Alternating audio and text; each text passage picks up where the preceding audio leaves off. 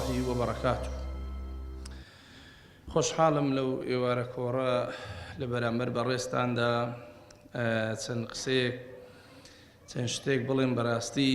دەربارەی ئەو کەسانەی کە نیەتیان هەیە دەیانەوێ شت فێر بن و هەروەها بەردەوامیش بن لەسەری، چونکە ئەوە بەڕاستی گرنگترین شتە لە ژیانی ئینساندا کە ئەو ئینسانە بەرەو پێش دەباتن. لە چێن دەر مرۆڤ ڕاوەستە لەوێ تەقییمی ویش بە هەمان شێوە ڕادەوەستی.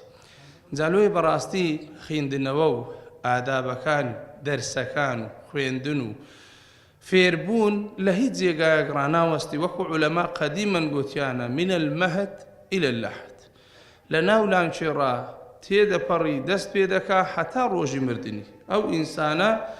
ڕاوەستانی نییە لە فێربوونی علم. لۆی خوای گەورەش کە باز دەکا قل هەل يستوي الذين يعلمون والذين لا يعلمون، ئەو دوانە قەت وەکو یەک نابن، یعنی وەسیغەی ئیستیفهامە، قەت وەکو یەک نابن. کەسێکی زانا و تێگەویشتووبی لەگەر کەسێکی کەوا نەزانبی یا جاهلبی یا شتی نەزانێ. یعنی بە ئاستێک جەهل و نەفامی ئێستا ڕووی لە خەڵک کردیە. سبحان الله، خەڵک تەماشا دەکەی هەندێکەیە زۆربەی زۆریەوەندەی مەشغولە بە سەفەحاتەکانی ئینتەرنێت و مەشغولە بە یعنی دانیشتنی دیار مسلسلە و یعنی دانیشتن لە زیار شتی باتل لە چاخانەکان و لە کۆفیەکان و لەو جێگایانەدا. بەڕاستی ئەگەر بێت و ئەو وڵاتە ئەو کەسانە بجێرتەوە سەر علم و تێگەویشتن و زانست و زانیار و بەردەوام بن لەسەری، باوەڕیتان بێت جیلێک پەروەردە دەبی عجایب لە خوێندن و لە نووسین و لە پێگەاندن و لە ئیبداعات. بەڵام ئەمە ئەگەر جیلێک بین هەمومان خەریکی ئەو شێوازانە بین و دانیشتین لە چایخانە و لەو جیانەدا بەس تەماشا ئەو مەقولە و قسەیە بکە. زۆر جاری وا هەیە یەکێک دادەنیشی دەڵێ کاکە خەریکی چی کە دانیشتی؟ دەڵێ وەڵا وەقتی دەکوژم، وەقتی دەکوژم.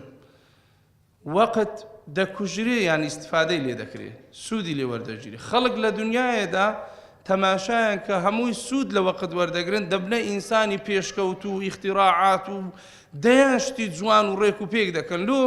چونکە ئیستیفادە لە وەقت دەکەن، نایکوژن، چونکە کوشتن خراپە، شتێکی ناڕێکە. ئێمەش خەریکین دەیکوژین، کە دەیکوژین هیچ ئیستیفادەی لێ ناکەین. لۆی دەبینی دواکەوتوترین وڵاتە و وڵاتانن کە جامیعەیان کەمە، ئاستی خوێندەواریان کەمە، مەطبوعاتی کتابیان کەمە،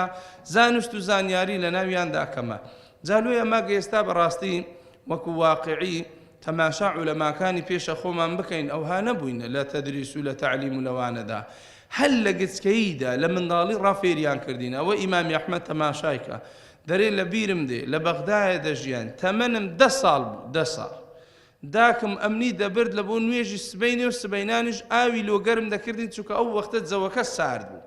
تەمەنم 10 ساڵ پێش نوێژی سبەینێ هەردەستە ئاوی لۆگەرم دەکردم، دەست نوێژی پێ دەشوشتم. داکم ئەمنی دەبردە مزگەفتی دەگۆن نوێژی سبەینێ بە جەماعەت بکە، دوایە لە حەلەقەی علمی دانیشە. هەتا ڕۆژ هەردەهات چاوەڕێی منی دەکرد، دەگەڕامەوە ئەو جەبووتە ئەو ئیمامی ئەحمەدە، ئەو جەبووتە ئەو پیاوە بەرز و بەڕێزە. ئیمە جاری وایە شەوێ هەتا درەنگ دادەنیشی، سبەینێ هەتا سەعات 9 هەلەخەوێ هەر نەستایە، هەلەخەوێ هەر نەستایە. ئێوە کو فێرە علمەبی. ئەوە ئیمامی ئەحمەد کردی فەرمووە ئەو موسنەدەیە کە بەزی هێشتیا نزیکەی 30,000 حەدیسی تێدایە بە مکەڕەرەوە کە ئیمامی خەڵکە، گەورەی خەڵکە. لە ئەحادیسەکانیدا هەتا ئێستا ڕۆژانە بە هەزاران حەدیسی ئەو دەخیندرێتەوە و سەدەقەی زاریەکە لۆ خۆی لۆداچتی. لەبەرەوەی فێربوون ئەوهایە، تعلیم ئەوهایە، بەردەوامبوون لەسەر علم ئەبەو شێوازەی دادەکرێتن وەکو ئیمامی ئەحمەد کردیتی. جابزانە ئەگەر کەسێک ئەوها پەروەردە بوو حتا بەرامبەر کە سوکاری کو دەبی، بەرامبەر بە داچی خۆی ئیمامی ئەحمەد ڕەزا و ڕەحمەتی خوای لێ بێ، حتا داچی نەمرد ژنی نەهینە، نەیهینە. لەبەرەوەی تەماشایە کرد ئەو داکە، یعنی ئەوها ئەمنی پەروەردە کردی، ئەوها خزمەتی کردیمە. ئێستا ئافرەتێک بێ لەگەرمان لە ماڵێدا لەوانە بینی خۆشەویستیەکەمان بڕەک کەمتر کاتەوە لەگەر داکەم، چکە وەفائی هەبوو. سوبحان الله، تەماشای دەکەی ژنی نەهینە، هەتا داچی وەفاتی کرد ئەو جا ژنی هینە. یعنی بەس تەماشا دەکەی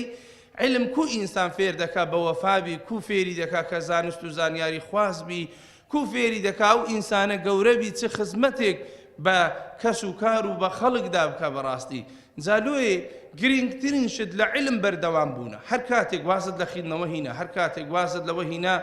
ڕۆژانە شت بخینەوە ئیستیفادە بکەی لە تەواوی علومەکاندا بەڕاستی لەوێن دەڕابەجی دەمینەی دەکەویە دوایە کەسێکی جاهیلت لێ دەردەسی یا علمت بەرەو پێش ناڕۆ ئێستا بەس مقارنەیەکە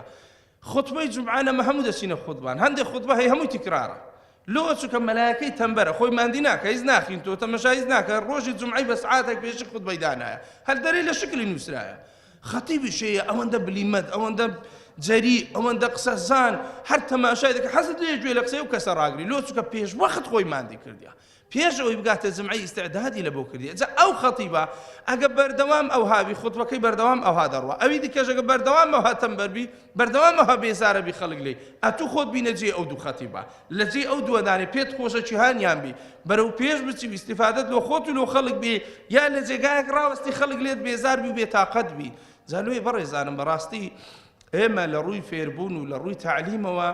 زۆر پێویستمان بە ئیستیقامە و بەردەوامی هەیە یعنی لەسەر شتەکاندا بەردەوام بین بمینێنەوە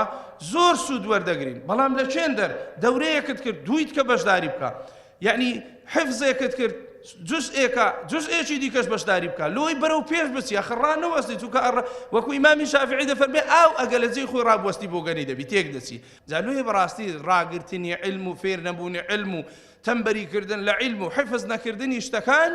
یعنی ئینسان بەرەو دواوە دێخی بەرەو ئاقارێکی خراپی دەبا کە بریتێ لە جەهل و لە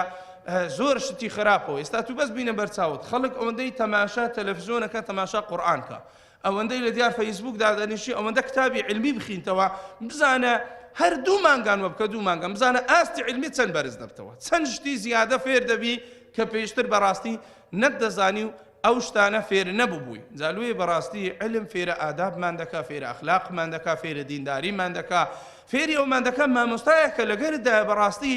ئەو شێوازی فێرکردن و بەردەوام بوونە لەسەری دەیکاتە سمبول دەیکاتە ئینسانێکی گەورە یعنی زۆر بەرزی دەکاتەوە کاتێک کە ئینسان لە علم شارەزایی دەبی و بەردەوامیش دەبی لەسەری تا ئەو ڕۆژەی خوای گەورە ئەمانەتی ڕوحی لێ وەردەگرتەوە و ئینسانە لەسەر علم و لەسەر معرفەت دەبێ ئەو ئینسانە بەردەوام بی ئیبن حەجەر ڕەزا و ڕەحمەتی خوای لێبی شەرحی صحیحی بوخاری کردێ کە زۆر شەرحەکان خزمەتی ئەو کتابەیان کردێ بەڵام ئەو پیاوە شەرحەکەی لە هەمووان بەقووەترە دەڵێ 25 ساڵان خەریکی ئەو حەدیسانە بۆم شەرحم دەکرد 25 ساڵ تەمەنی ئینسانێکە 25 ساڵ خزمەتی ئەو کتابم کردیە بەڵام ئێستا نێزیکەی 700 ساڵی زیاترە ئەو وەفاتی کردیە ئەو کتابە ممچینە لەوانە بەبێ مبالغە 100,000 نوسخەشی لێ بڵاو کرابی تۆ لە عالەمی ئیسلامیدا هەموو خەڵک دەیخوێنتەوە ئیستیفادە لێ دەکا سەدەقە جاریەکەی لۆ ئەو پیاوە بەرز و بەڕێزە کە وەختی خۆی 25 ساڵ لە تەمەنی خۆی لۆ ئەو کتابەدانایە و خزمەتکردن و تێگەویشتن لەو کتابە چاکترین شت کە پێم چاک بی ئینسان بتوانی لە دەورات لە علومی شەرعی بخینتەوە و بەردەوام بی لەسەریدا بەڕاستی ئەوەیە بینی خۆی خوای گەورە چاک بکە والله لەوانە زۆر خەڵکێ پێی سەیر بی ئاخر کۆمە بینی خۆمان و خوای گەورە چاک بکەین هیچ عیبمان نییە و نییە نوێژێ دەکەین ڕۆژی دەگرین بەخوای ئەو هانیەوە چێمە تێگەویشتین ئینسان ئەگەر